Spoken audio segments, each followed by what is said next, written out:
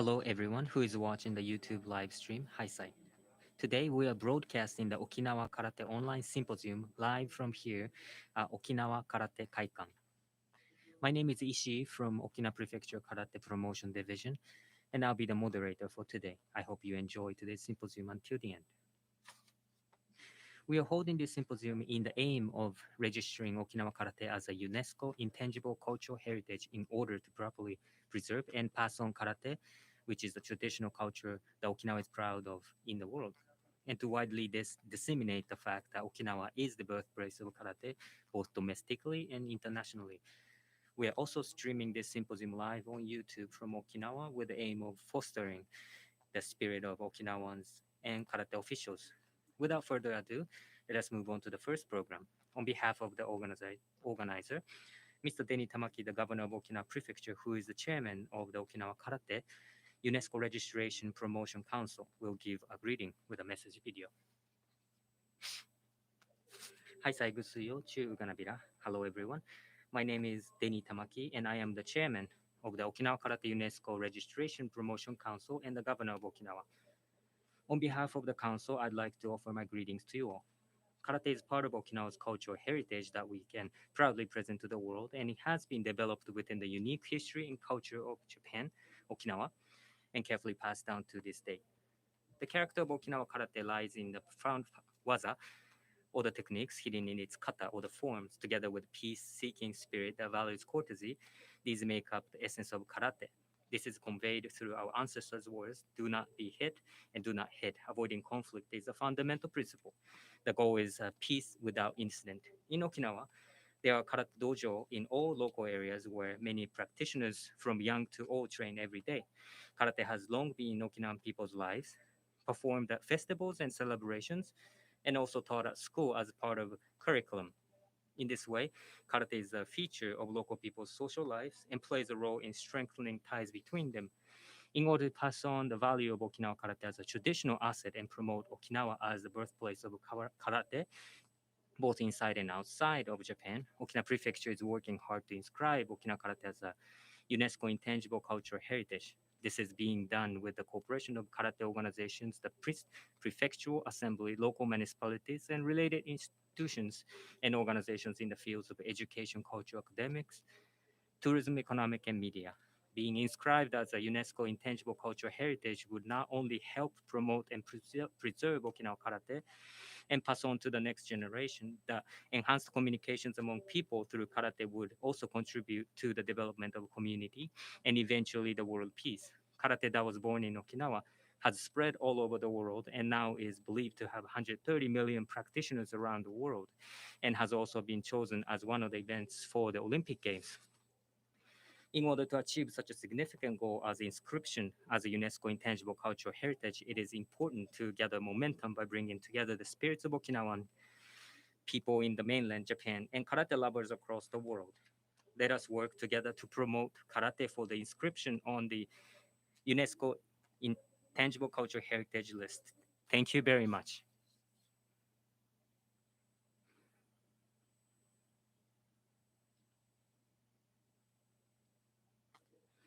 Next program will be the opening movie on the theme of registration of Okinawa Karate as a UNESCO Intangible Cultural Heritage. Thank you.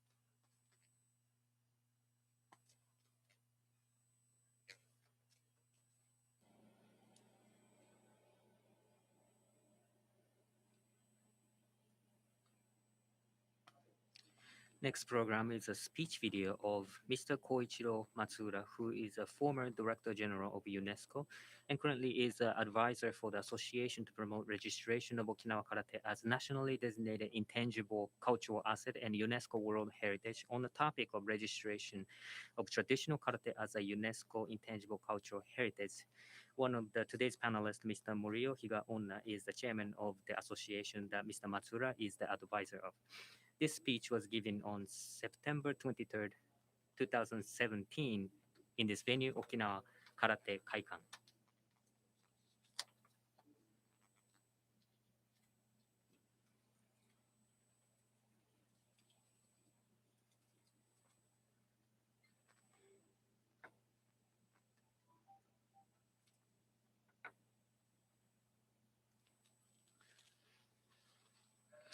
From November 1996 to November 2009, I was the Director General of UNESCO, that is an international organization headquartered in Paris that mainly handles education and cultural matters. Speaking of UNESCO, I think many Japanese people think of World Heritage Listing. Castles in Okinawa from the Ryukyu Kingdom era have already been listed as World Heritage Sites, and I remember visiting them and being very impressed. Before I assumed the position of Secretary General of UNESCO, I served as the chairman of the World Heritage Committee, which is involved in the management of World Heritage sites for 1 year from to 1998. What I felt very much when I was the chairman was that World Heritage sites were already very popular. Nowadays, it is becoming more and more popular, and more than 190 countries around the world have participated, and 21 World Heritage sites have been registered in Japan. Just this year, Okinoshima Island off of Munakata coast in Kyushu region has become the 21st World Heritage Site, and I am very pleased. There are two types of world heritages. There are cultural heritages and natural heritages. Cultural heritage targets the real estate, especially historic buildings and historic ruins. Intangible cultural properties in Japan is referred to as intangible cultural heritages by UNESCO, and unfortunately, it was not covered for registration. Therefore, as soon as I became the Director General of UNESCO, I said that we should make a convention that covers intangible cultural heritages that were not covered at the time to encourage the preservation and succession of such cultural heritages. And fortunately, with the support of many countries, especially those in Asia and Africa, in the fall of 2003, it was adopted at the UNESCO General Assembly. Japan has been very interested from the beginning and has agreed with me. And although Japan is normally slow in international cooperation, it became the third country to be registered with the cultural heritage covered by the Convention for the Safeguarding of Intangible Cultural Heritage. The Convention for the Safeguarding of Intangible Cultural Heritage entered into force in the spring of 2005. That was 2.5 years after it was ratified by 30 countries. In Japan, the traditional performing arts No, Bunraku, and Kabuki were the first ones to be registered as Japanese intangible cultural heritage. Like this, other traditional performing arts besides No, Bunraku, and Kabuki, and traditional ceremonies and festivals are subject to listing as an intangible cultural heritage. The Japanese cultural property protection law refers it as intangible cultural properties or folk cultural properties, but UNESCO uses the term intangible cultural heritage. So I will use that term today. The important thing is that the cultural heritage is passed down through generations and is firmly rooted in the community. I heard that everyone here is striving to register Okinawa Karate as an intangible cultural heritage with UNESCO. So I would like to talk about that. Mr. Nakahara often talks to me about the tradition of Okinawa karate. I heard that it is the oldest karate in Japan. By the way, it is not explicitly indicated whether or not traditional sports are covered by the Convention for the Safeguarding of Intangible Cultural Heritage. The traditional performing arts, customs, rituals, and festivals I've mentioned earlier are covered, but I don't think traditional sports are taken into consideration. Unfortunately, as far as I know, traditional sports have been registered yet. Furthermore, when the Japanese government proposes a candidate for intangible cultural heritage from Japan, it has to be on folk cultural property that is subject to the law for the protection of intangible cultural properties. Therefore, if you want to register Okinawan karate with UNESCO in the future, the first thing to do is to carefully discuss and consider with experts in Japan how to make karate subject to this law for the protection of cultural properties.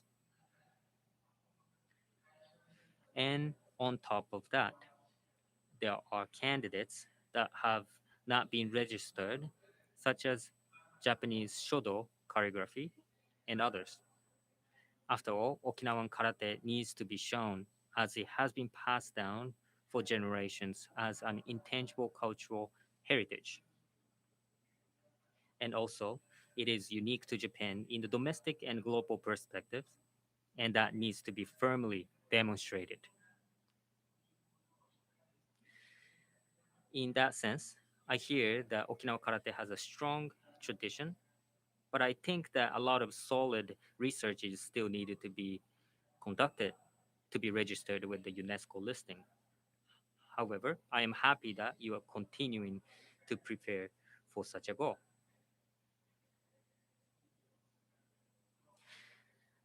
These are the things that I wanted to share with you.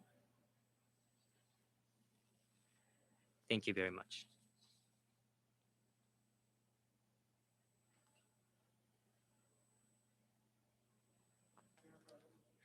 It was an introductory video and a message video on the theme of registration of Okinawa Karate as a UNESCO Intangible Cultural Heritage.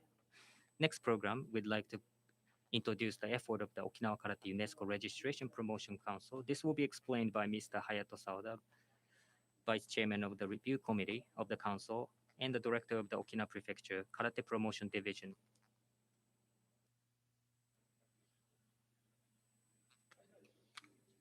Hello, everybody. My name is Sawada. I'm Section Chief of Karate Promotion Division of Okinawa Prefectural Government. I would like to give a short presentation on the efforts made by the Okinawa Karate UNESCO Registration Council. First, let me give you the outline of the council. The council was established, one, to conduct research essential for the inscription of Okinawa Karate in the UNESCO Intangible Heritage List. Two, take actions for raising awareness among local residents and karate stakeholders. Through these efforts, Okinawa karate's techniques and peace-seeking spirit will be passed down in an integral form to future generations. Also, Okinawa should be known more widely throughout the world as the birthplace of karate.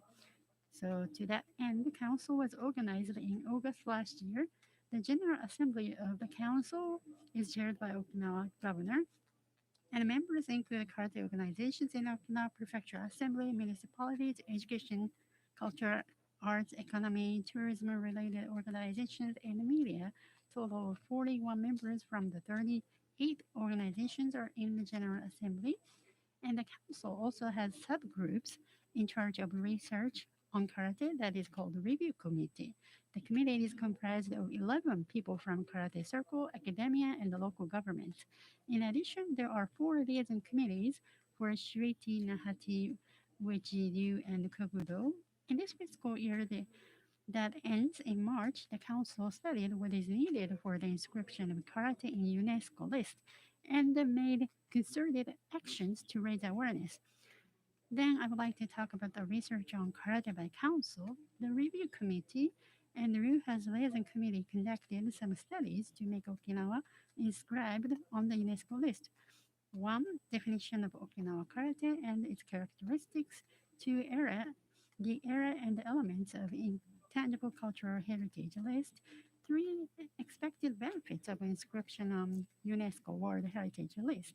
And four, how to preserve and pass down karate for the future generations. For those studies, each Rifa liaison committee identified its own characteristics. Then those characteristics were compared to each other in order to identify the essence of Okinawa karate, diversity and uniqueness of each ryuha or school. By studying those and taking into the consideration to local society and people the condition and areas of intangible cultural heritage relevant to Okinawa karate were identified.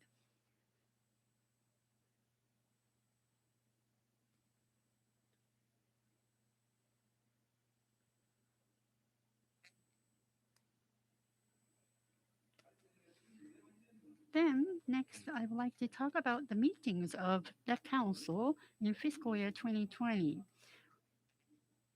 Please see the chart. Due to COVID-19, the meeting scheduled in July, the first General Assembly was cancelled. Instead, the agenda essential for the establishment of the Council was sent in writing, and the Council was officially established in August 7th. Then, on September 9th, the first review committee meeting was held, followed by 10 meetings of RUHAD, or different schools, liaison committees. On January 22nd, the second review committee meeting was held to create the proposal for inscription of Okinawa Karate on the UNESCO list. Now, I'd like to give you the outline of the proposal.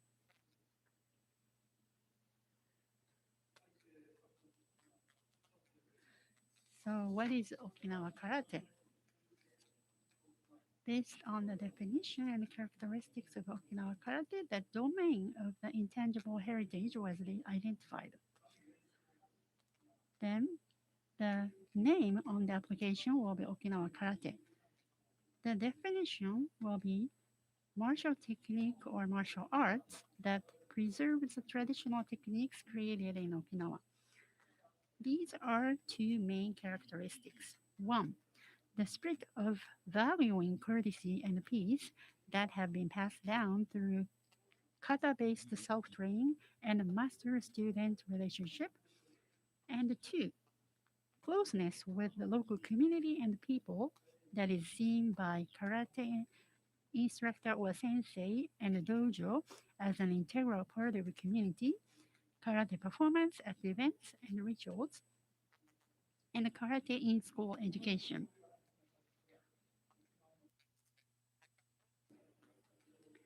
In other words, Okinawa Karate is a martial technique or martial arts for protecting self and embodies the peace seeking spirit came from the history of Okinawa. So the domains of intangible assets or intangible heritage, such as oral tradition and expression, performing arts, and the social practice, rituals, and festive events, are applicable to karate. Also, Okinawa Karate plays a role to remind us of tradition and our identity, as well as to strengthen bond among local community. So those are the main points of the proposal. Now, this is about the defining Okinawa Karate communities and the subject area. First, I'd like to explain about the Okinawa Karate community. When I say community, those are the terminology of the intangible cultural asset. So I mean it as a group of individuals involved with or engaged in Okinawa Karate. Now, the main karate schools or ryuha includes the community, included in the communities are Shorin-ryu. There are many different ryuhas in this Shorin-ryu, and also Goju-ryu, Uechi-ryu, and Kogujutsu. These are the four groups. And then the area subject to heritage application at the bottom of the page, the fact that traditional karate is rooted in the people's lives is a unique feature of Okinawa. So the subject area for the UNESCO application is the entire Okinawa prefecture. Now, there are three expected benefits of UNESCO registration. The first is to raise awareness of intangible cultural heritage and its importance. The second is the promotion of conversation, interactions, and mutual understandings between communities, groups, and individuals. And the third is the fostering of respect for cultural diversity and creativity of people. Now I would like to talk about the preserving and passing on karate, Okinawa karate. Efforts have been made by karate-related organizations in Okinawa, such as certification of Dan and the karate events and seminars. Okinawa Prefecture government certifies prefecture designated intangible property holder, and Okinawa also established Karate Promotion Division and built Okinawa Karate Kaikan and held Okinawa Karate International Tournament.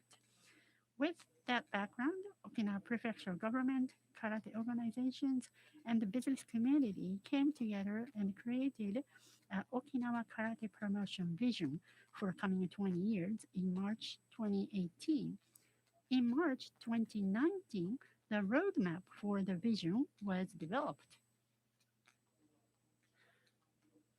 So in future, based on this vision and roadmap, stakeholders share understanding and work together closely to build PDCA cycle-based management system, support dojos, and also prepare for welcoming practitioners from other countries and train successors, enhance teaching system, and other various measures in a continuous and firm manner.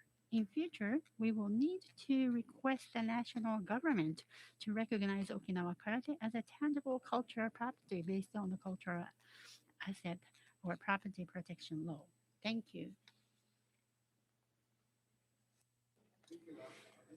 Next program will be the panel discussion. We'd like to take a break of about 5 minutes to prepare the stage.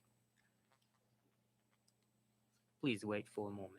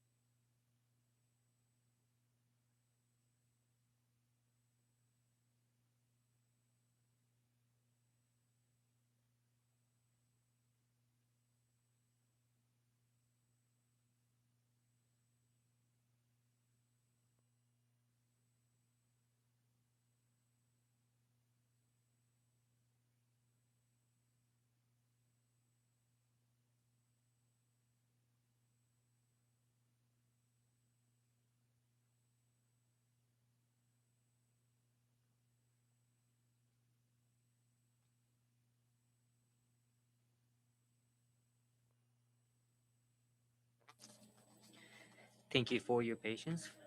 We'd like to start a panel discussion for today's Okinawa Karate Online Symposium. First of all, I'd like to introduce today's coordinator, Vice Chairman of the Council Review Committee and Director of Okinawa Prefecture Karate Promotion Division, Mr. Hayato Sawada. Next, I'd like to introduce the panelists. From the left, Vice Chairman of the General Assembly of the Council and Chairman of the Okinawa Dento Karate Do Shinkokai, Mr. Kunio Arakaki. Chairman of the Council Review Committee, former President of Okinawa Prefecture University of Arts, Mr. Tokumasa Miyagi. Member of the Council Review Committee, Chairman of the Registration Promotion Association for Okinawa Karate as a nationally designated intangible cultural asset and UNESCO World Heritage, Mr. Morio Higaonna. Member of the Council Review Committee and Director of the Okinawa Prefectural Museum and Art Museum, Mr. Masayuki Dana. Co-researcher at the Research Institute of Okinawa Prefectural University of Art, Mr. Akira Nakamura.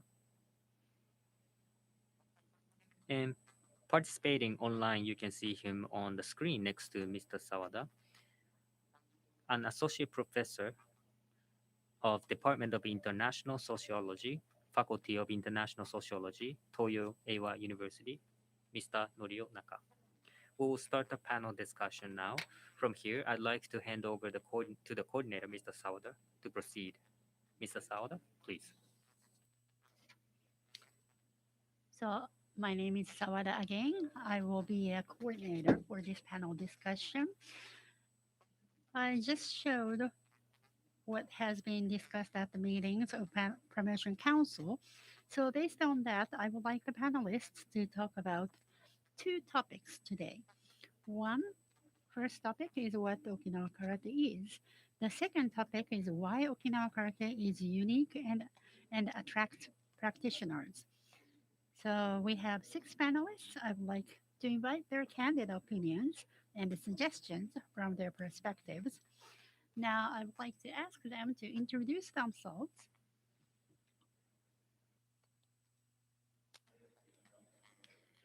Good evening. I'm the chairman of the Okinawa Dento Karate Shinkokai, or promotion of traditional karate. And Okinawa Karate is spreading throughout the world, but it has many challenges. So, for the registration of Okinawa Karate as UNESCO heritage, I think this is a very crucial moment to raise awareness. So, I'm looking forward to hearing opinions from other panelists about Okinawa Karate. Thank you. Thank you very much. Mr. Miyagi, please.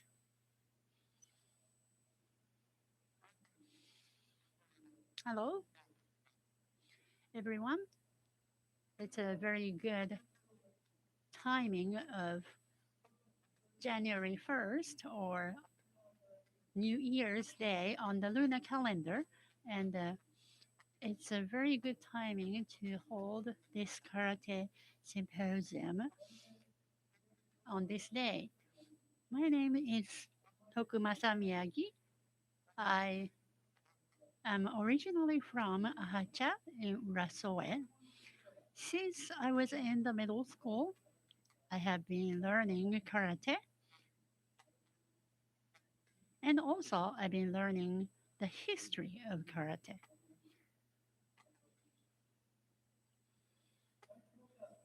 Also,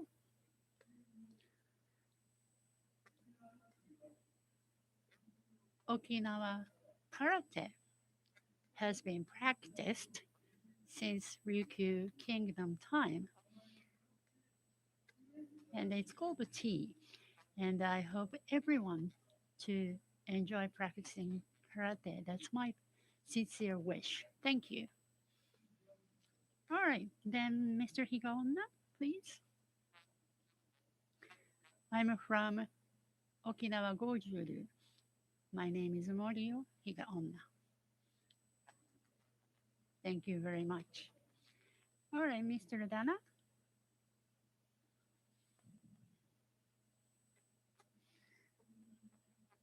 Hi, I am director of the Okinawa Prefectural Museum and Art Museum. My name is Dana.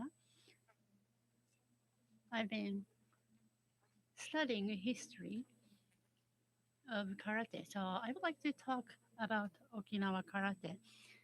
And Okinawa karate is a treasure of Okinawa, and I think it should be inscribed on the UNESCO Heritage List. So I look forward to the discussion. Thank you. All right, Mr. Nakamura.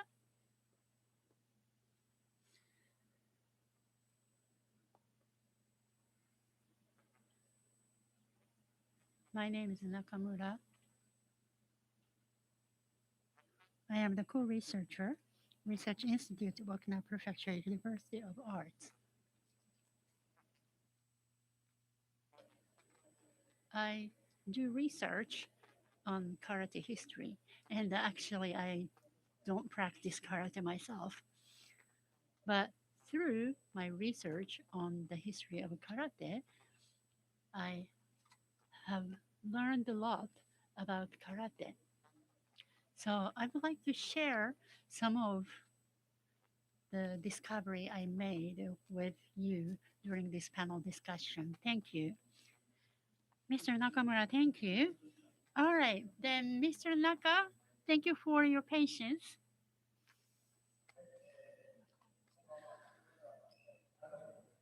Good evening. My name is Naka. I am from the Toyo Eiwa University. I'm really happy to be here, but I'm also uh,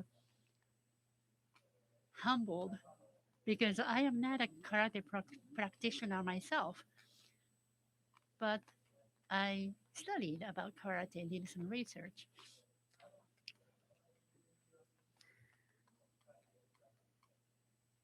I actually did some more research, and I strongly feel the respect to karate practitioners. And also, when I was in middle school at the athletic festival,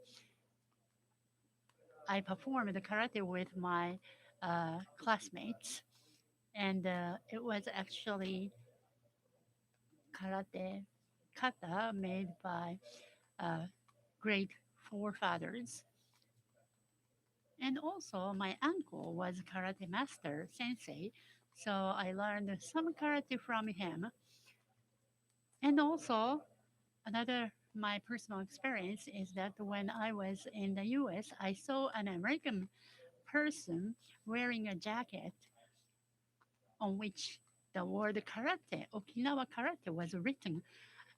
I was so proud. So I look forward to talking more during this panel discussion. Thank you. All right, then let's start the discussion. The first topic is what is Okinawa karate? So, first of all,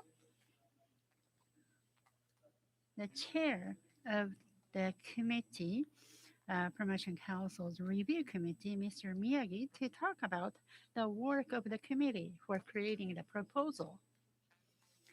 This year, people from different schools of karate or ryuha gathered, and we worked together and looked at karate from different angles to achieve our goal. And we had many discussions, and also each ryuha had many discussions. I believe the committee, liaison committee leaders must have had hard time coming to consensus of each Ryuha. So I'm really grateful for the representative of each Ryuha's liaison committee. And we are sharing the same value with the Okinawan residents. And based on what we have identified, I hope that further discussions will be conducted. Thank you. Thank you, Mr. Miyagi. Next, with the aim of registering Okinawa Karate as an intangible cultural property, Mr. Higa Onna established the Association to promote registration of Okinawa Karate as nationally designated intangible cultural asset and UNESCO World Heritage. I'd like to hear from him, who is also the chairman of the Nahate School Study Liaison Committee at this council. Please, Mr. Higa Onna.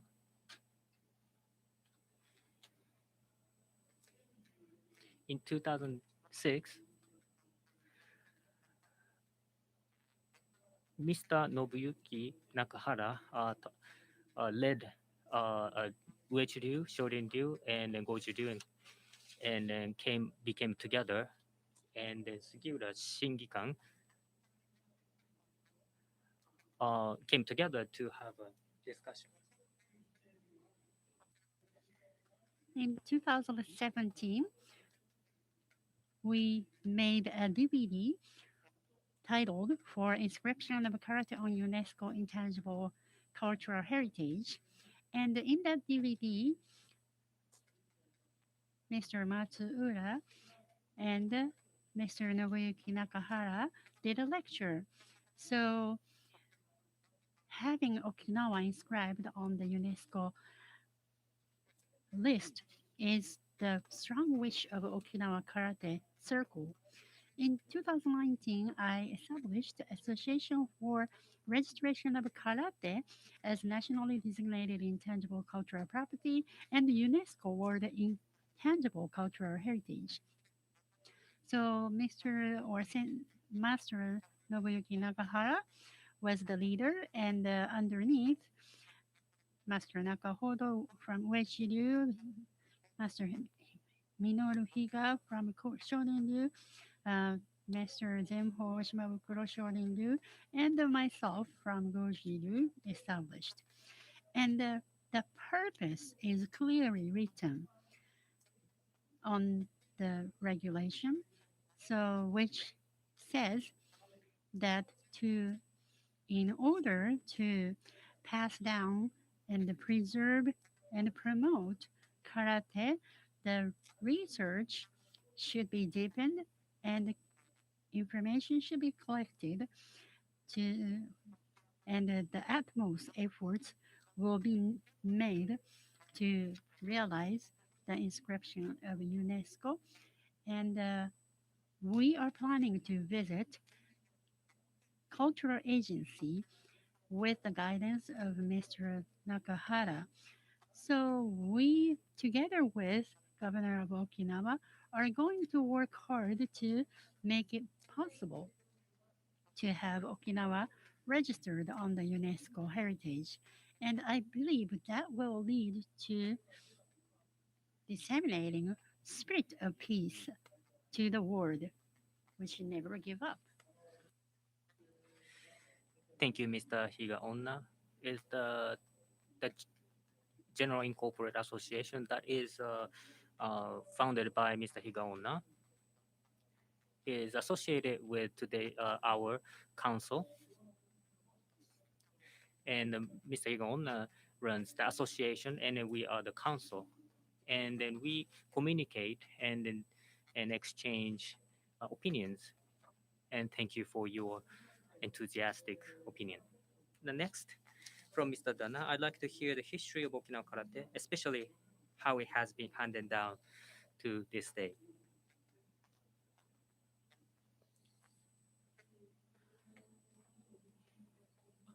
It's gonna be long if I speak entire history, But there was a Ryukyu kingdom, the prefecture now, but it was a kingdom. And back then, there was a communication with the foreign countries. And then with such a trade with the other countries, Okinawa cultivated unique culture. And then Okinawa had a communication with Japan, China, and other countries, and through the exchange, and the karate also was developed in that trade. And the karate itself was enjoyed by samurai or the noble families in Okinawa. So it was a fighting technique back then, and in such environment, and it was very secretive or closed, um, in a way that it was passed down. It was from the master to apprentice verbally. Back then, in the Ryukyu Kingdom era, the karate was communicated in very small world. But in the 20th century, the environment changed. Karate was incorporated in the school education, and once it was incorporated in education, the karate was spread in entire Okinawa. And then as a traditional intangible cultural asset, and it was performed. The karate was performed in front of visitors from the other countries or other parts of Japan. And then through education, the karate was spread all over Japan as well. And then today, many people have been involved in karate, and then thanks to the effort of the our elders, karate was spread from Okinawa to mainland Japan, and through the immigrants to the world, karate was spread to in the world.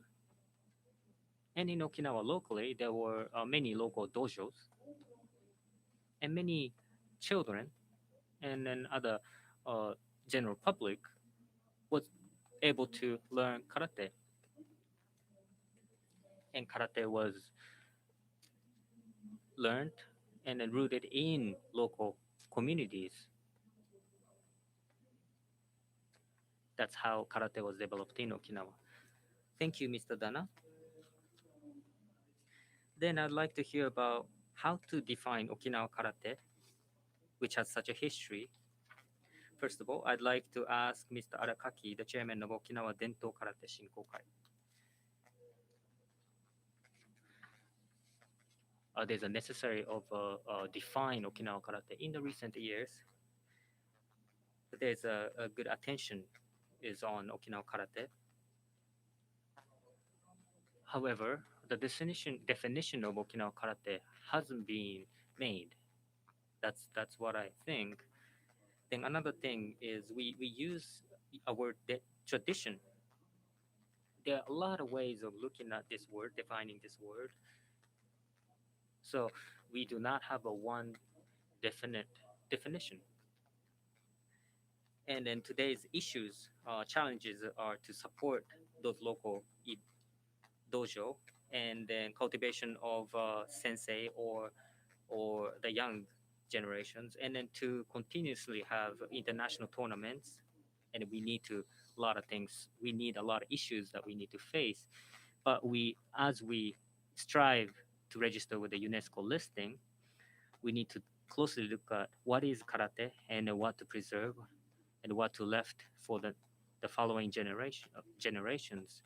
We need to discuss closely, and then it's important to define what it is.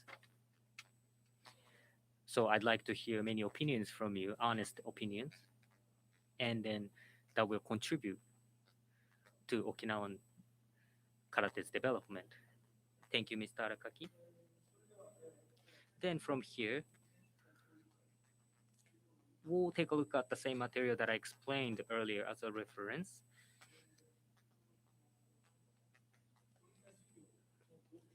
Please put the page 6 of the material. Oh, please take a look at the page 6.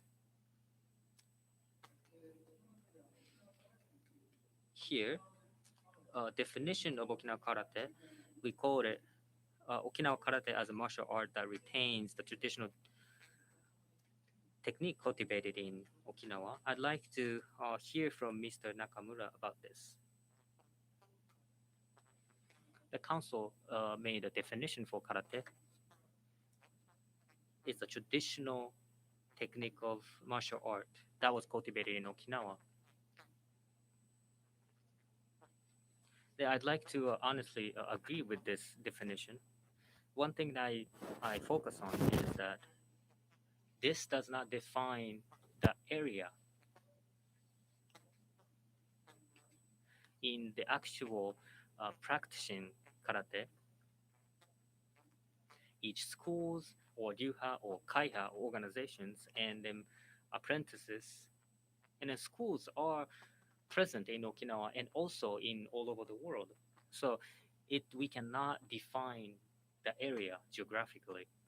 And then when we look at it from the historical perspective, around 1930s, it was the when schools of karate were developed, ryuha were developed in Japan. Before karate was imported to Japan, karate was performed in the foreign countries. In other ways, from Okinawa to foreign countries, karate was brought to foreign countries with the immigrants from Okinawa before it went to Japan. The earliest that I know of the karate performance in the history is 1909. Karate was performed in Hawaii. There was a record, historical record of that. Other than that, on the ship of the immigrants, and the karate was performed on the ship, and it was in 1908 in May. It was in the British area and the Indian Ocean on the ship, and the performance of karate was done in such a date. And karate, there's an explanation that the karate was spread through school education, and then specifically, the school education adapted karate in 1905, and Okinawa middle schools adapted karate in their curriculum.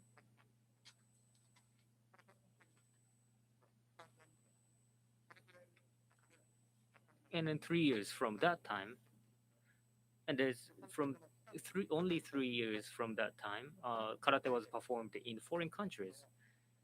So if I consider such timeline, the karate performance that was done in foreign countries must have been old style of karate before it went into different schools of karate.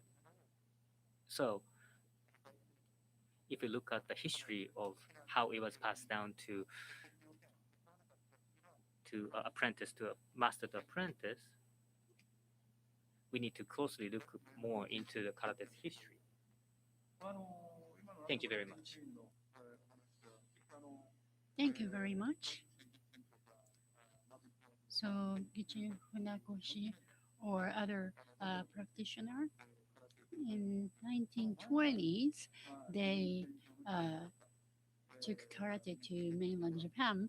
But even before that, karate was performed in other countries or on the ship. So, about this fact, what do you think, other panelists? How about you, Mr. Dana?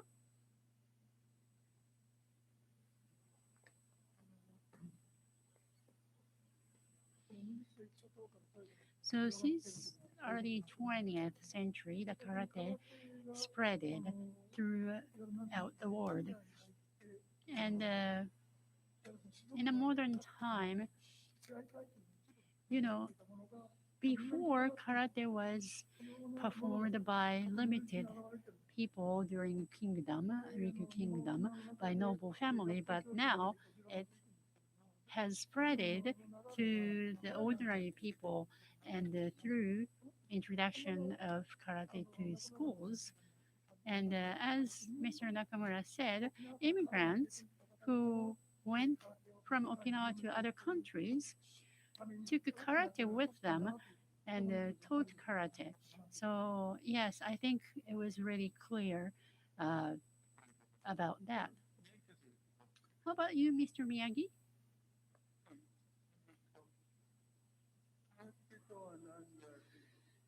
So, if we talk about what is karate, the definition of karate, um, if we ask this question to someone who's been practicing karate for a long time, they would feel like bewildered, because they practice karate every day, they practice kata every day. So this question, what is Okinawa karate, is a very profound question. I would like to point out three things. First, 96 years ago, Funakoshi Gichin published a book. And it says that to it enable us to protect us without attacking others, and that is karate. And it uses two words, tote and tite. So that's 96 years ago. And 91 years ago, students from Tokyo University visited Okinawa during summer holidays, and they visited some karate practitioners. And then they wrote a book called Kempo Gaisetsu, and it was written jointly by two authors, and they actually described in details. Karate protects the rights and promote health, and it doesn't attack or harm people, but it uses strike kicks, and it has the definitive power, and it ensures the peace and the safety of the world. And next is writing by Mr. Chojo Miyagi, and he wrote Karate Do Gaisetsu, or Outline of Karate Do, 87 years ago. And in that, Mr. Miyagi said, what is karate? It means no weapon, and it protects ourselves. In many cases, we only use our body to defeat others. However, we need to strike a chance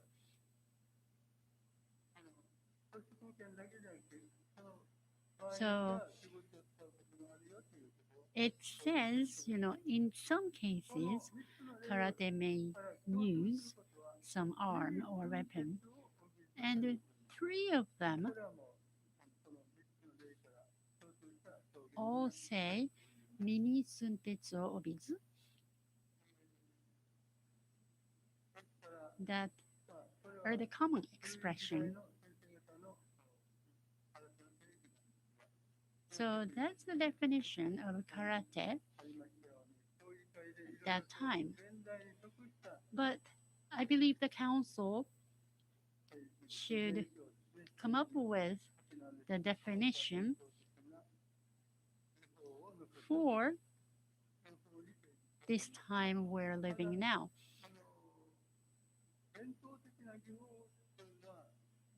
When we talk about traditional technique, what are the traditional techniques?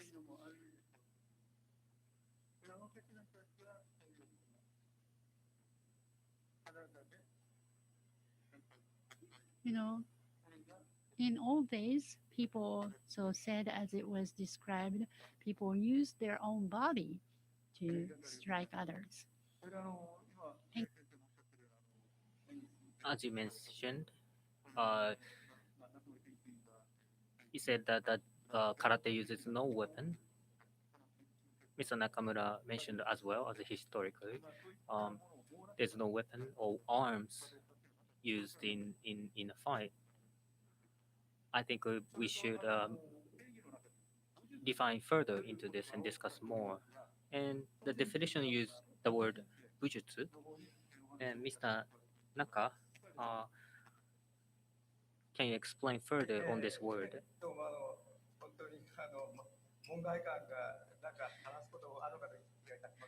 I'm not a practitioner in karate, so I don't know what I can offer in this conversation. So if I have time to explain my study, I'd like to share the document I have here in explanation of my theory.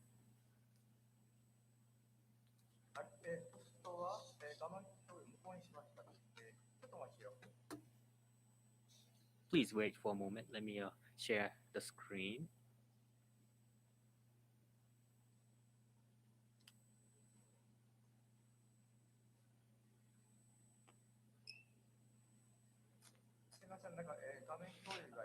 I'm having technical difficulties in sharing the screen.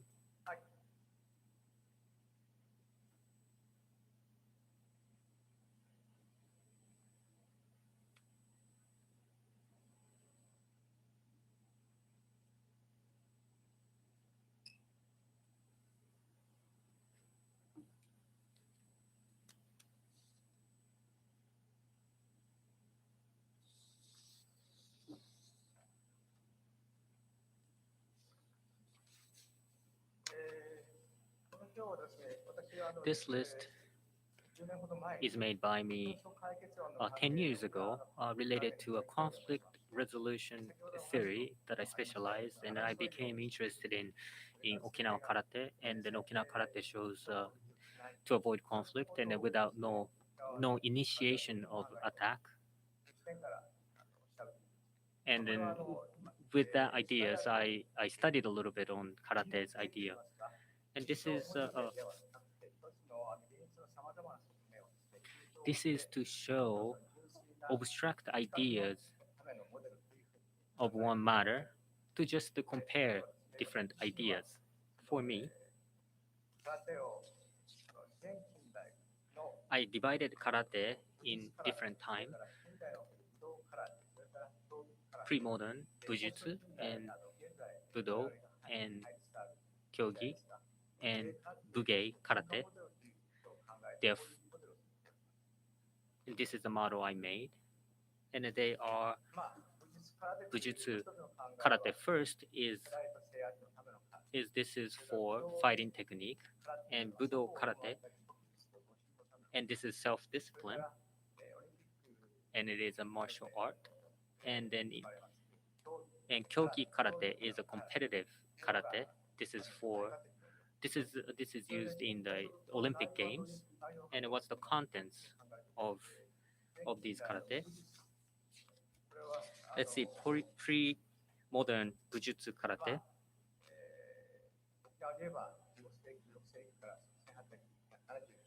In Okinawa, it should be 15th, 16th centuries and until 1879. So those are the karate, in past karate, and then budo karate. The time frame is early modern budo karate is practiced by Master Anko or Mr. a Master Chojun, and a Master Kenwa. And then those masters spread karate practice karate between 1879 to 1945. And then there are many different ways to call karate, and then there are different philosophy and basic techniques, and then different techniques and characteristics and then price of practice, teaching technique, teaching methods, characteristics of learning, and practitioners and such.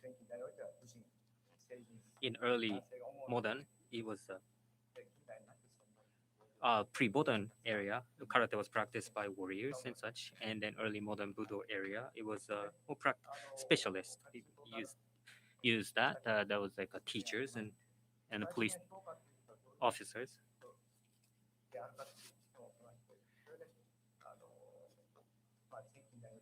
And and who practiced it is in pre-modern Bujutsu area. It was about the fighting technique, and then in the Budo, it was a self-discipline, and then the time moved forward, and it was as a performance aspect of karate as well, and the karate purpose changed in the time. That's all from me. Thank you, Mr. Naka.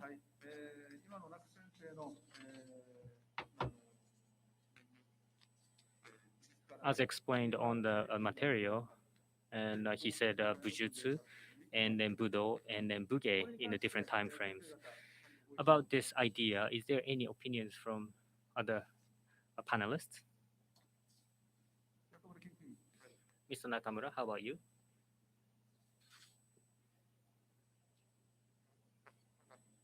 First of all, Mr. Naka's idea, this cultural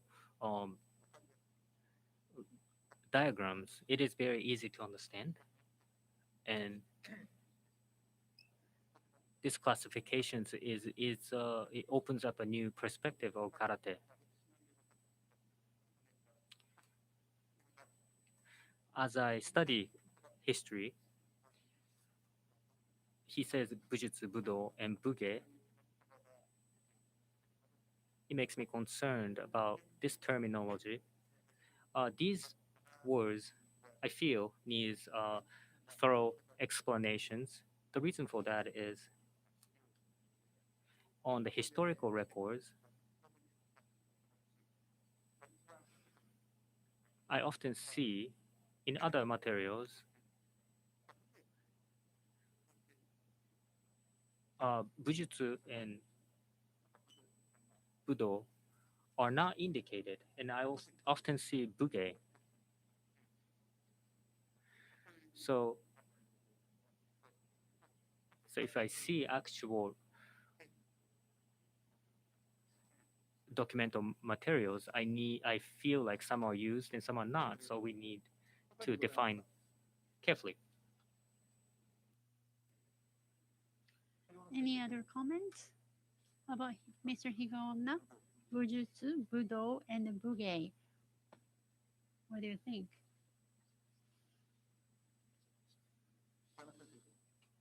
Or Mr. Dana?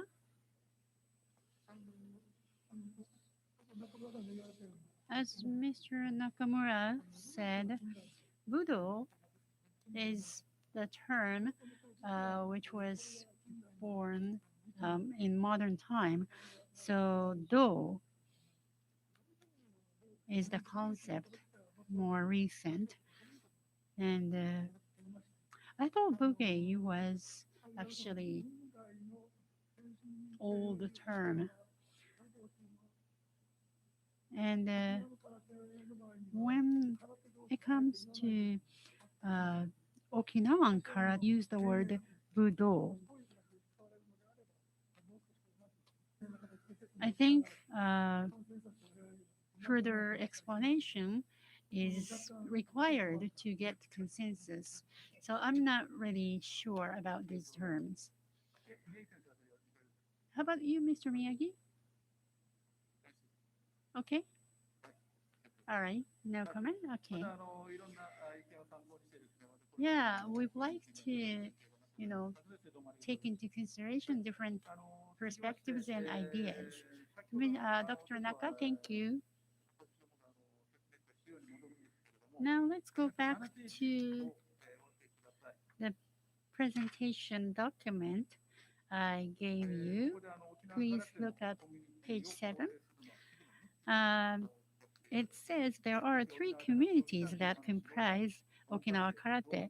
First, Okinawa Do has sensei, students, dojo, and kaiha and other organizations. Two, craftsmen of kobudo arm, such as woodworkers or blacksmith. And three, members of local community who engage in karate-related rituals and events. And main ryuhas are Chorin, Ryugo, Juryu, Uechi-ryu, Kobujutsu. So these four. And the Okinawa Karate community doesn't have geographical boundaries. It includes a wide range of players. So the definition is more loose. So what do you think about this definition? How about you, Mr. Dana?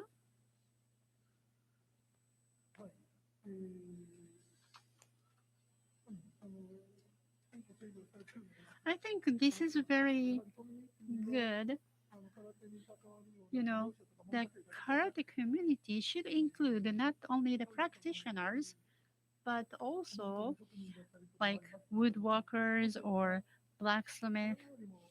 And also, the most important thing is that the local community members who may not practice karate, but they still enjoy watching karate as an audience. So I think the community definition of a karate community, I believe, is very good. Thank you. Any other comments?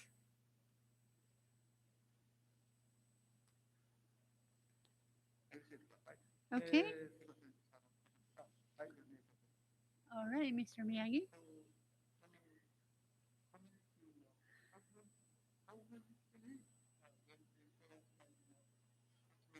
So, uh, woodworkers and the blacksmith deal with kobujutsu, but kami is made by potters, or it's used in karate, and also, karate uniform is very important. So I think there are more people. Yes, that's right. So potters or the uniform makers, they can be part of this community.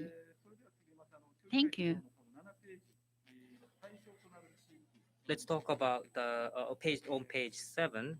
I'd like to ask about subject area for UNESCO registration. The karate has been spread to mainland Japan and foreign countries, but the characteristic, although karate is widespread, the fact that traditional karate is rooted in people's lives is a unique feature of Okinawa. So the subject area is the entire Okinawa prefecture. I'd like to hear about the way of thinking in this subject area. Mr. Dana? Karate was originated in Okinawa and it was spread to the world from here. And then karate lovers, practitioners are around the world. When we think about a registration of a UNESCO listing, we need to think that karate was born in Okinawa, and then this is something, it's a cultural asset that we can proudly show to the world. We need to show that. We need to show that it is Okinawan culture. So I think it is accurate to say that that the subject area is the Okinawa prefecture. Thank you, Mr. Tano. Anything else?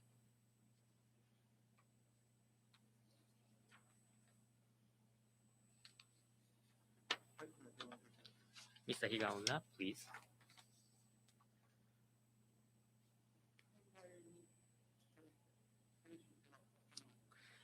what I learned from teaching in the foreign countries, the first thing I do is to show my kata, not from explanations. That's the beginning. Karate does not need words. I only demonstrate the kata or the form. That's the beginning. That's how I start.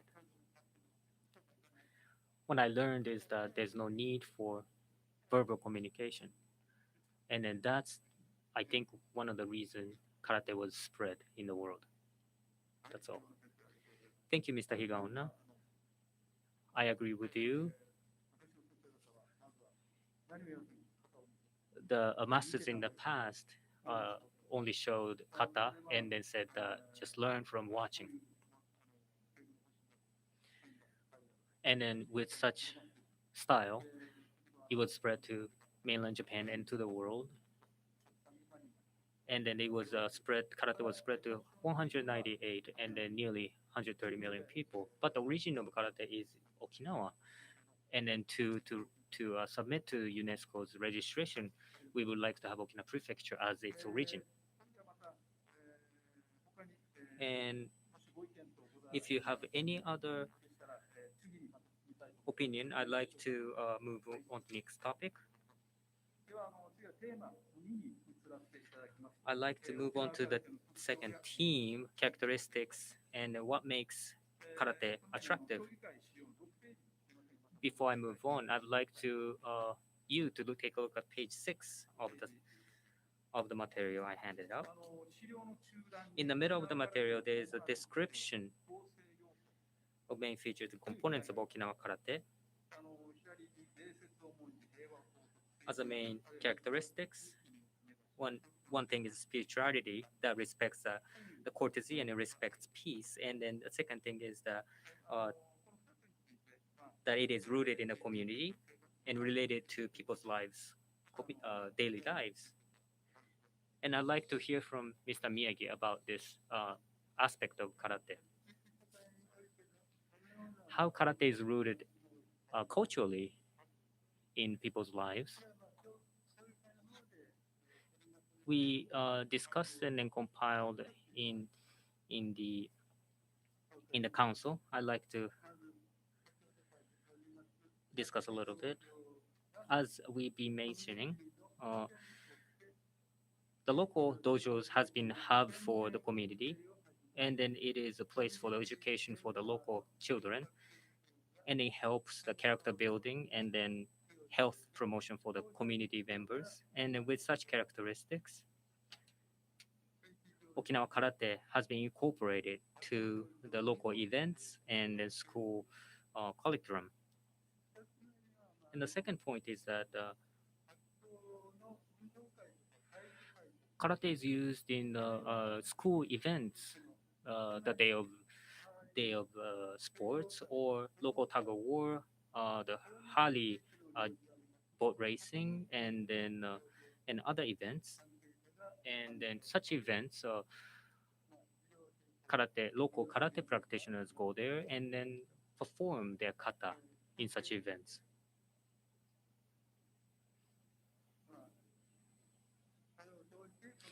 Through karate, the community communication has been enhanced.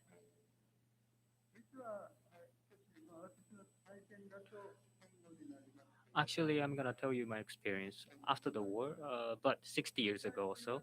In the past, at the celebrations, where when alcoholic beverage was served, karate was prohibited.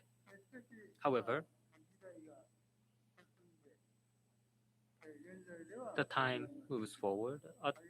Today, karate is always performed at the celebrations and in some rituals. In that aspect, karate is widely adapted in the lives of general public.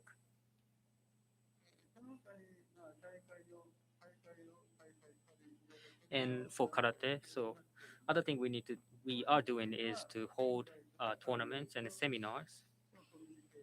With those events, we promote exchanges or communication with other countries, and then we'd like to build a network through karate. And I'd like to add a little bit more.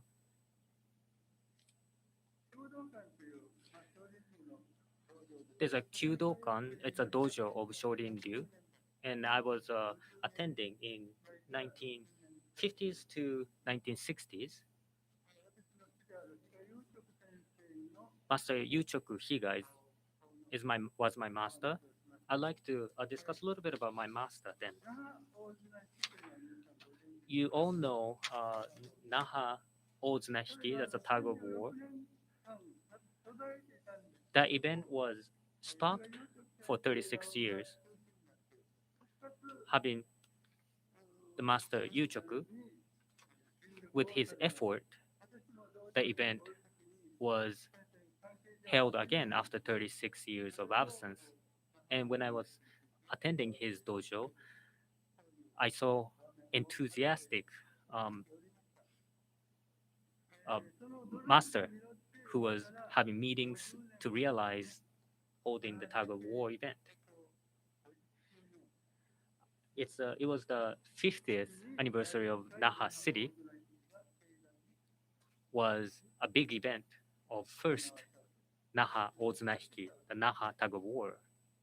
So it was when Naha Ozunahiki was resumed.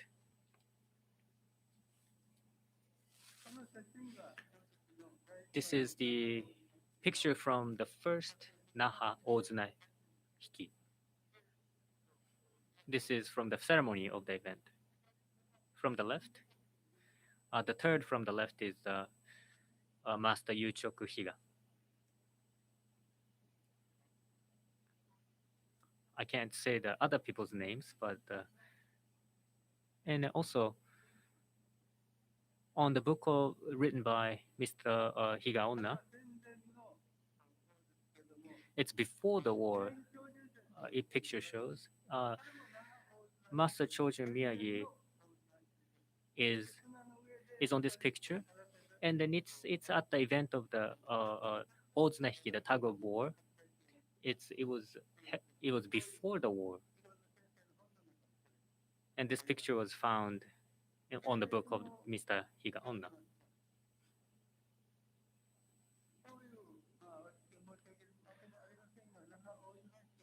It's not something I need to repeat, but Naha Ozunahiki is listed on the Guinness record, and it's one of the biggest event in Naha, and it invites so many people.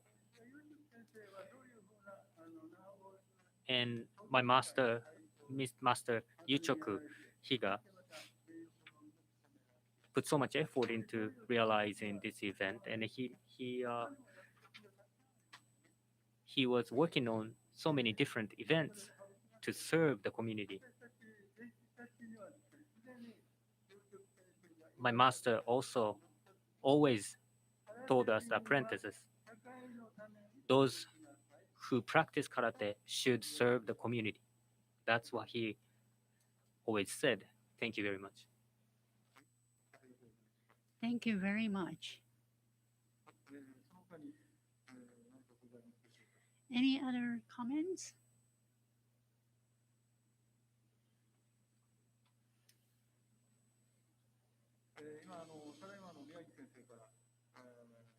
So, as Mr. Miyagi explained, karate has very close connection with the local community, and I am going to talk more specifically about UNESCO World Heritage. Actually, UNESCO has 5 domains for the intangible heritage. First is oral tradition and expressions. 2. Performing arts. 3. Social practices, rituals, and festival events. 4. Knowledge and practices concerning nature and the universe. And the 5 is traditional craftsmanship. So, Mr. Dana, would you please talk more about these? Yes. So, these 5 domains are in the UNESCO Intangible Heritage. So, I'd like to talk about oral traditions and expressions. And for example, karate has the saying like never strike first, or do not be hit, or do not hit, or don't harm others. And these philosophy were orally communicated from sensei to students. Of course, it's written, but this kind of philosophy has been passed down uh, from master and students, not just kata. And those saying that came from karate is now known by so many people who even do not practice karate. So, for example, never strike first and protect self protection first. So, that has been well known by general public. And also traditional expressions or the words Shimakutuba or Okinawan local language has been used. And it's kind of hard to explain in Japanese standard Japanese. So gamaku means like west, or it's different from Japanese word for west, waist.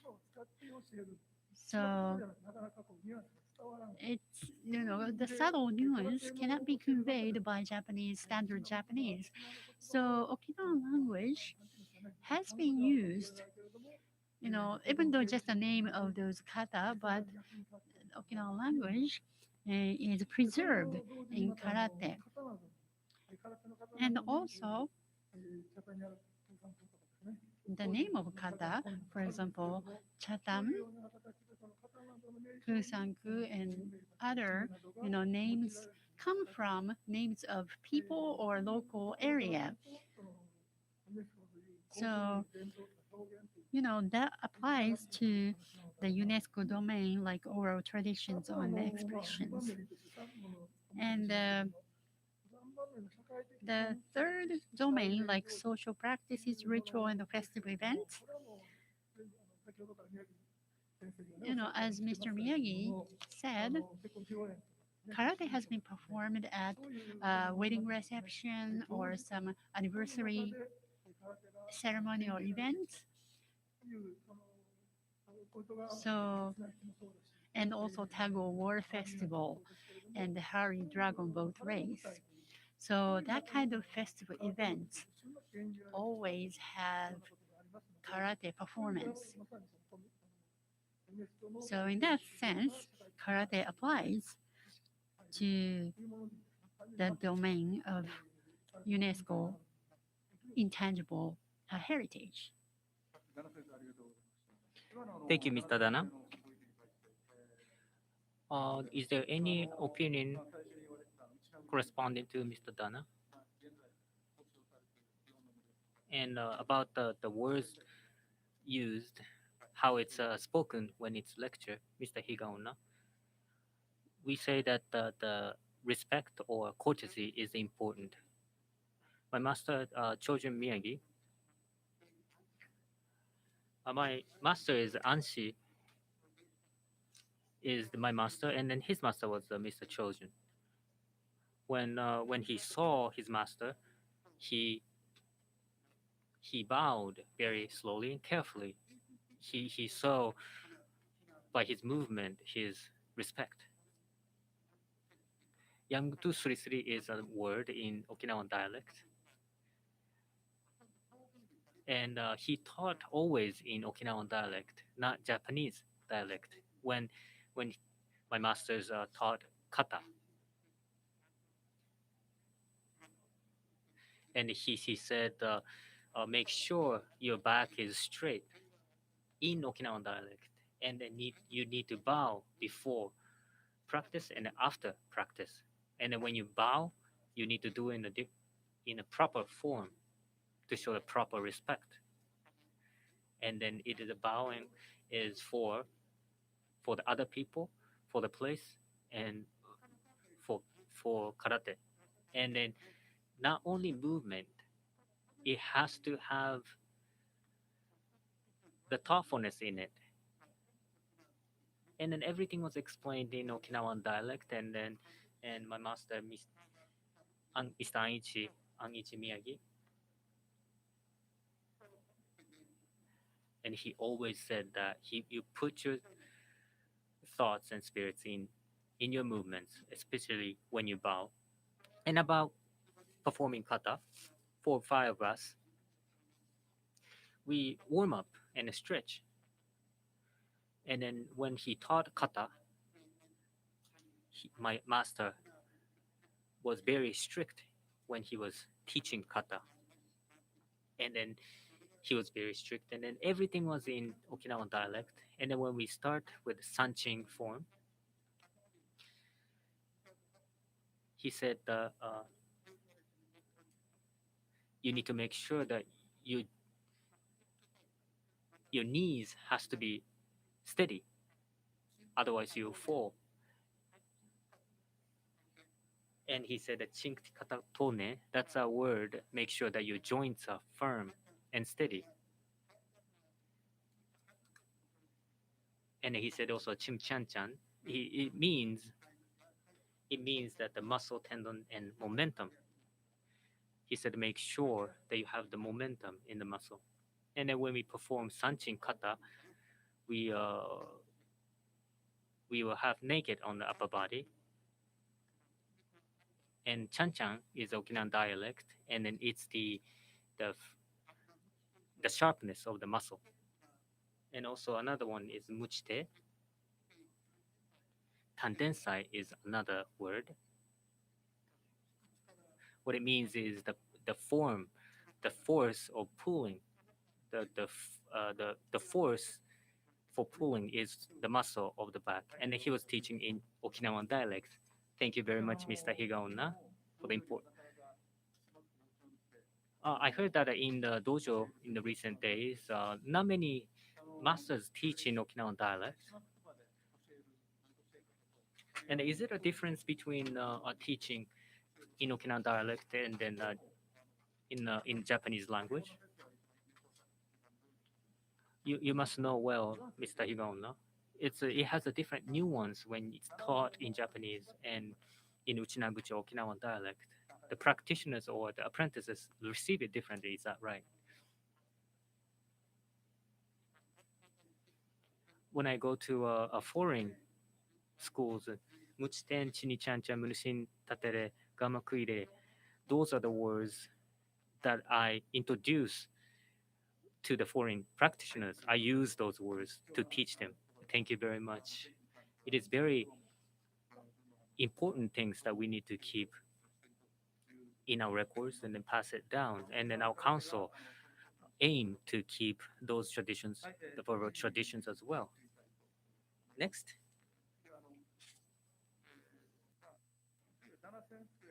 Next, I would like to ask Mr. Dana. Oh, no, no, I'm sorry. Mr. Nakamura.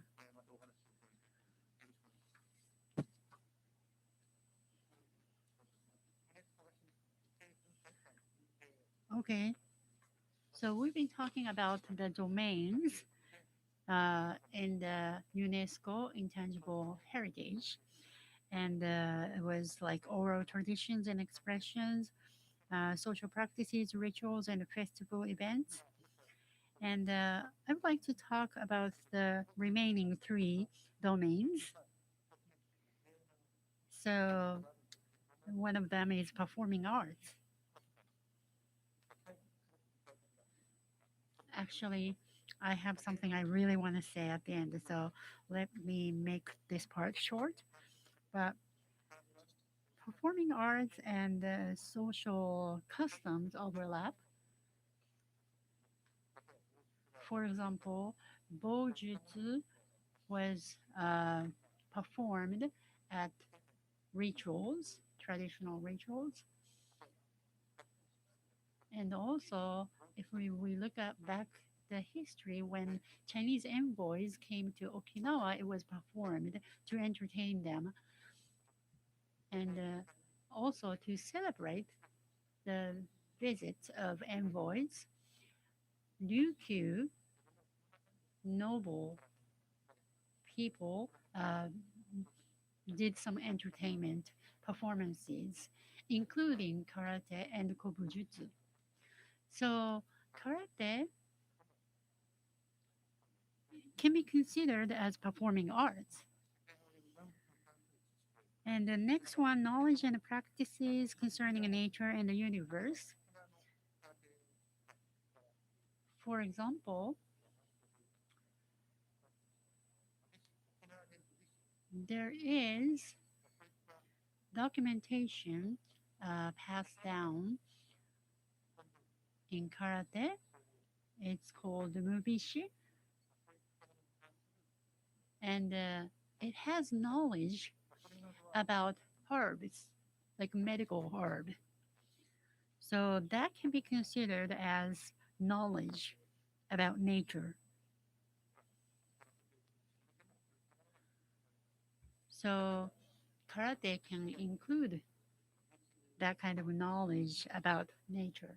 And also, there is a medical herb called uechi gusa, and that can be also considered as knowledge concerning nature. And lastly, the last item, traditional craftsmanship. I may have to talk a bit longer, but I want to share my thoughts. So, what kind of craftsmanship are there concerning karate? So, in terms of kobujutsu, there are arms or weapons,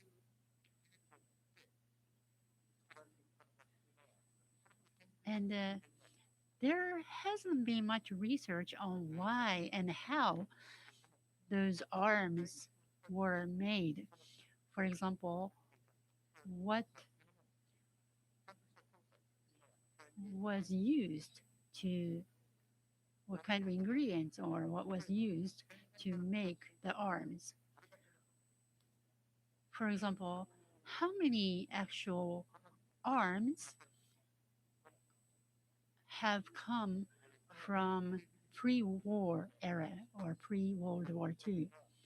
So in order to raise the awareness of karate in the international community, we need to conduct research on these, you know, the arms or weapons of kobujutsu, and we can collect what's out there currently in Okinawa, and we can study uh, what they are made of and what kind of techniques are used to make these. I think that's our homework to do.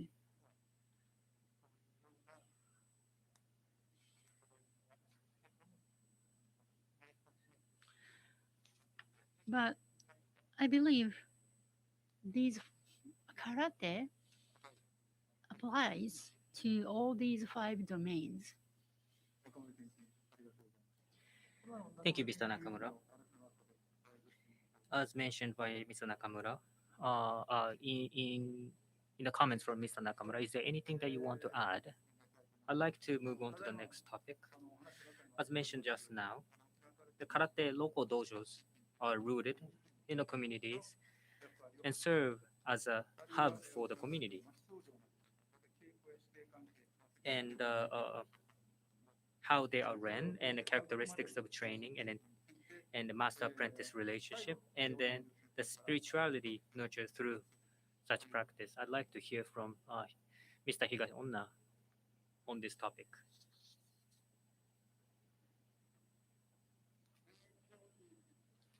My master chose. My master is Anshin Higa, and when we practice and after training, he always said we need to continue practicing kata. Without practicing kata and continuing, the culture of karate will disappear. So we cannot change how the kata is performed. This is the culture of Okinawa. And then he also mentioned that there's a history of thousands of years of kata. And then when the in the history there are wisdom and effort of the people who built those kata. And then practice repeatedly those katas until you can do it without any thoughts. And then when we do sanchin, he made us do it 20 times or more until we were exhausted. And then my master was made uh, to practice kanchin by his master, Mr. Chojun. He was practicing the same kata until he passed out. So it is, he said, important to keep the breath, and then that was kata is the most important. Thank you very much, Mr. Higaonna. About the comment by Mr. Higaonna, is there anything else that you want to add? I'd like to hear from other panelists. Mr. Miyagi, please. In the Goju Ryu, we say that the kata shouldn't be changed, and it's same thing in Shorin Ryu. Mr. Chojun Chibana said kata should not be changed ever. He mentioned all the time. The past masters always put so much importance on the kata. Other than kata, my master, Mr. Yu Choku Kata, mentioned of the board wrapped with the straw, and then he trained his our fists by hitting those boards with the straw wrapped. My master mentioned it is important to have those kata and the straw board, and then those are the unique characteristics of Okinawa karate. Thank you very much, Mr. Miyagi.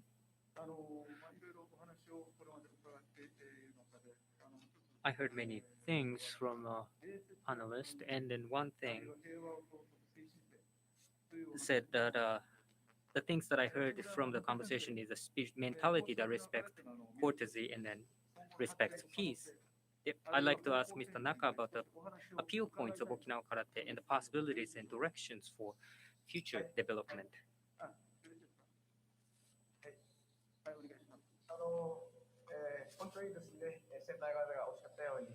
As you all mentioned, the tradition of Okinawa and kata and then Okinawan dialect, it is important to preserve them.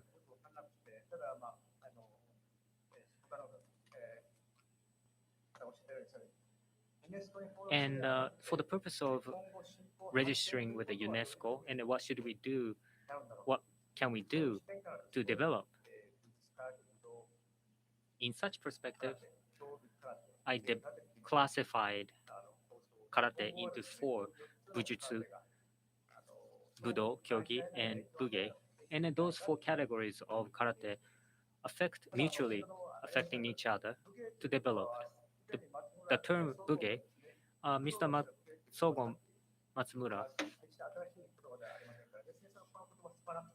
used this word in his expression, and this is not a new word, and then this is not the terminology, it's not the importance, but the idea is important. The Okinawa Prefecture made a karate promotion division, and then they made a roadmap to development of karate. When I saw the vision and the roadmap, and then their ideas includes comprehensively of the karate's purpose and then what to come in the future. And there are different ways of calling and the different characteristics of karate. So this is just my ideas of what we can do with karate. And then they have been practiced by specific people in the past, but today karate can be practiced and learned from anyone, kids, women, um, elders, and then people with disabilities. And then I hope that karate can be used for the self cultivation. And another thing is that the practicing of karate, and then and the aspect of the performance,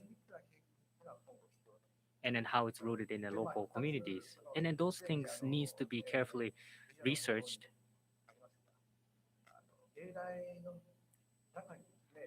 And at the University of Arts in Okinawa, I proposed that a department of karate to be made at the university, and then invite all people from different countries, and then and promote academic research of karate.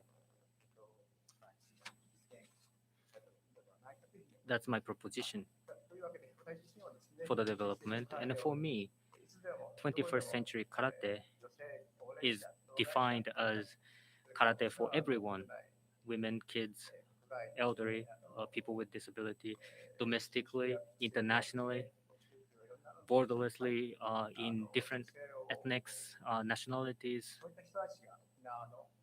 And I hope everyone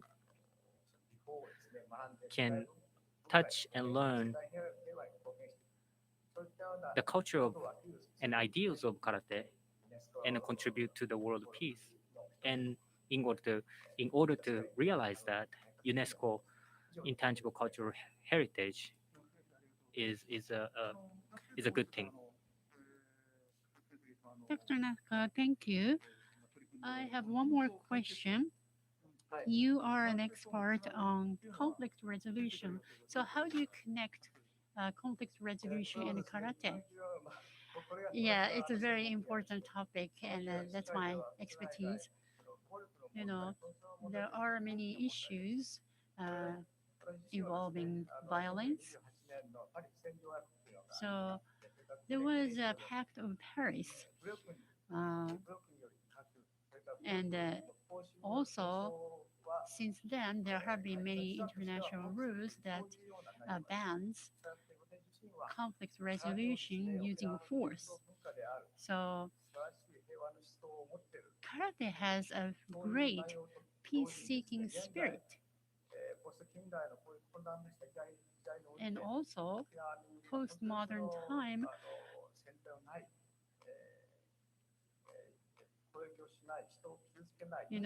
this idea of not harming others or never strike first are really treasure or people's treasure. So by spreading karate throughout the world, we can actually contribute to the world peace by disseminating this philosophy. That's all from me. Thank you.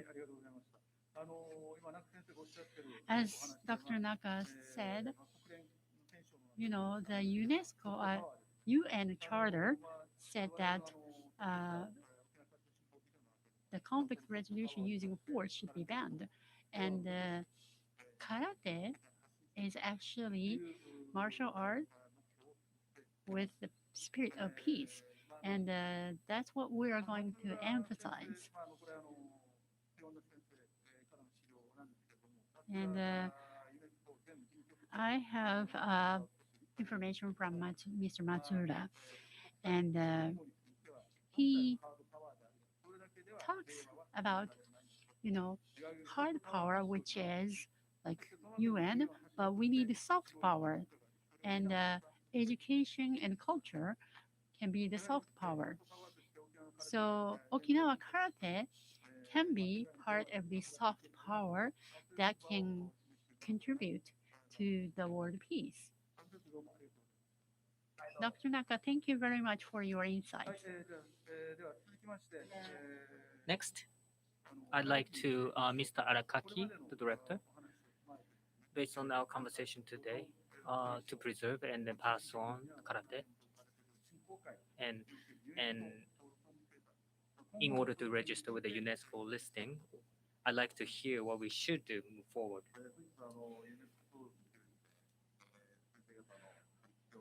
We have heard many propositions and ideas from the panelists, and we are different issues and challenges in this karate environment, and then in the environment in the global perspective, and then the social problems are present in Japan, such as the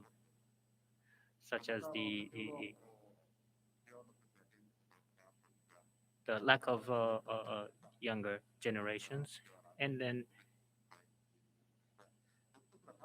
as as we heard about the how karate was passed on and how it was taught in the past, and then there are issues that these type of learning method is being lost, and then we are lacking those practitioners who would take on the traditions to pass on to the next generation. And then many dojo having financial difficulties to continue.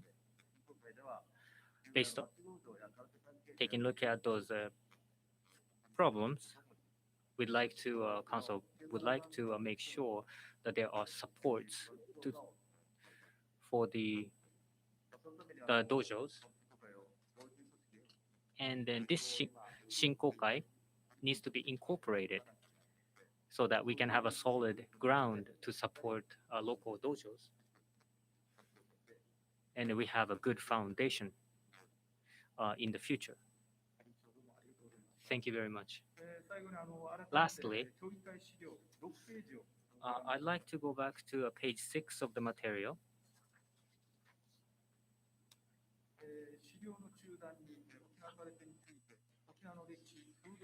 In the middle, you can see the definition like martial arts for self protection that embodies peace seeking spirit of Okinawa. So I would like to ask each panelist to make comments on that. And also, if you have any proposal for the council, please share that with us. So, do you have this document? Page 6. I think this is the most important point. So, based upon the discussions we had today, do you have any questions or comments?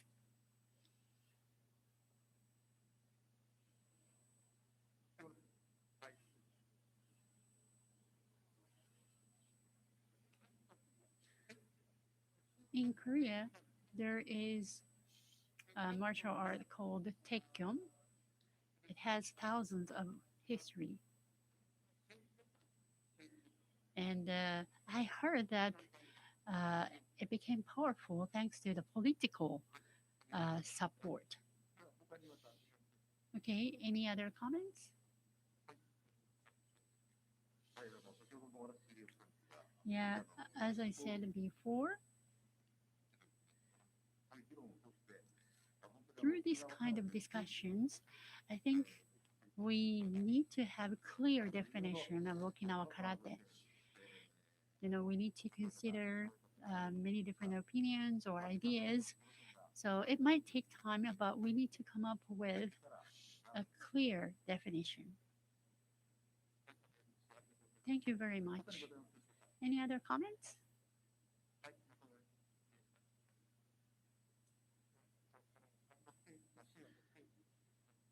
Yeah,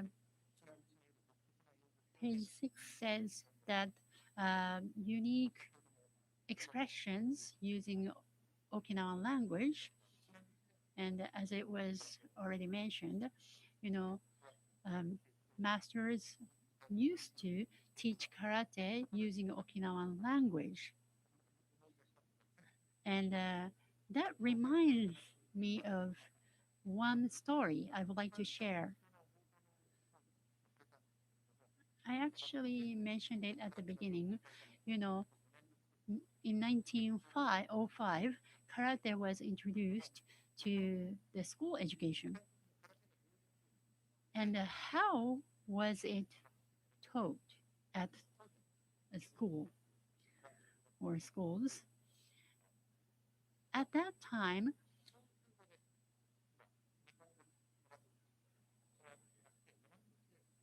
standard Japanese was used to teach children. So teachers were forced to teach in Japanese language. They were banned to use Uchinawa language or Okinawan language. But how was karate taught? Actually, there are some records of students about that time, and it says that Uncle Itosu came to school and he used Okinawan language to teach karate. So the policy of school was to use standard Japanese. However, Uncle Itosu taught karate using Okinawan language. What did it mean? It doesn't mean that Itosu uncle didn't speak Japanese language. No, he was a government official of Ryukyu Kingdom. And also, he wrote some documents. So that shows that he could speak standard Japanese. He was sophisticated class.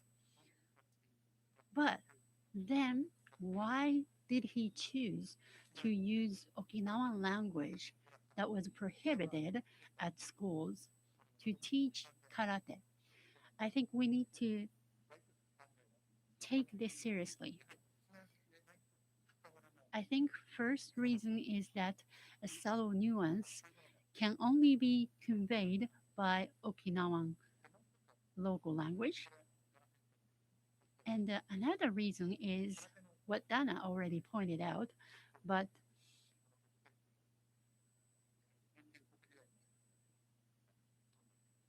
karate has been passed down since Ryukyu Kingdom time. However, at that time, early 1900, anything that was to do Okinawa was eliminated because Okinawa tried to Japanize. But, so everything about Okinawa was eliminated from school. However, karate was introduced to school. So I think that means something very important. So I believe teaching karate in Okinawan language is very important. Thank you very much. Uh, we do not have much time. Is there anything else? So we heard many opinions and propositions. One thing is the definition of karate. We need to define Okinawa karate. On the page 6, it says the bujutsu, that is traditional way. But what is bujutsu specifically? And we need to probe further.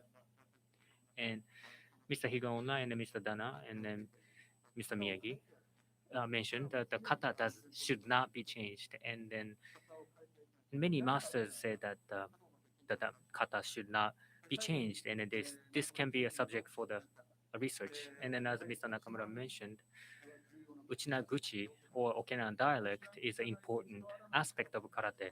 Is there might be kata that only can be passed down through Okinawan dialect, and then this needs to be researched academically in the next fiscal year.